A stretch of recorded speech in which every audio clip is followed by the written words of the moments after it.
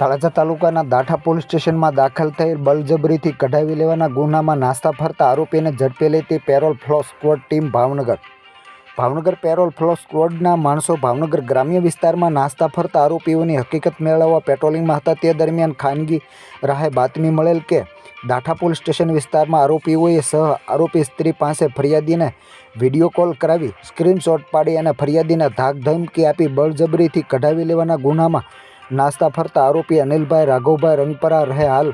Gujarat housing board જૂની બોમ્બે માર્કેટની સામે સુરત, મૂળ હાલ ગામ ગઢડા, જિલ્લો બોટાદવાળો નારી ચોકડી રોડ ઉપર ઊભો છે તેવી ચોક્કસ બાતમીના આધારે જગ્યાએ તપાસ કરતા આરોપી નાસ્તો ફરતો આરોપી હાજર મળી આવતા તેને ઝડપી લઈ દાઠા પોલીસ સ્ટેશન ખાતે સોંપી આપવામાં આવ્યો હતો।